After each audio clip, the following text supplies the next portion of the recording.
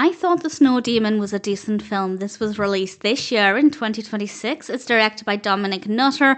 I don't know who wrote it. The information isn't on IMDb at present, but I will go in search of that and put it in the description. And we have a cast including Gina Smith, Belle Taylor, Francesca Weir, and various others. Some friends are spending time out in the wilderness and they soon realise that there's a beast lurking outside and it's out to kill. There's a little bit more substance to the narrative than that, but I won't spoil everything, but that's the basic premise.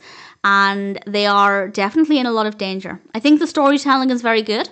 It had a strong start, then slowed down a little bit, but the second half is really great. There's a lot of action, there's a lot of anxiety, definitely well executed. It was very easy to feel the fears and anxieties of the characters, which helps to make it a bit more of an immersive experience.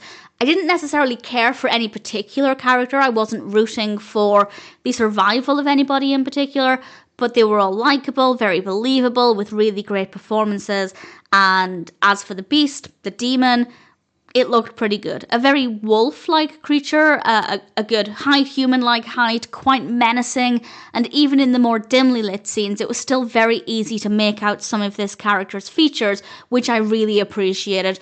I don't like films where it's so dark you can't see any of the detail, because what's the point in having the character if you can't see them? Obviously there are exceptions, but I really like the fact that we do on multiple occasions get a pretty good look at this character.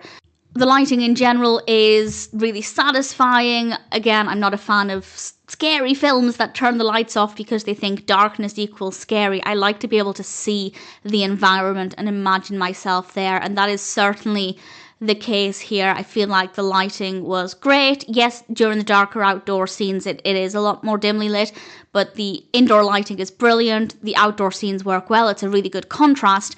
Great camera work, really great sounds. Some quite gruesome sounds from the creature, and that definitely made it a little bit more atmospheric and a little bit more disgusting in a very satisfying way. It's not overabundant, so if you don't like those kind of sound effects or any noise that's maybe a little too strong, there's not a lot of it, but there's enough that really adds to the atmosphere.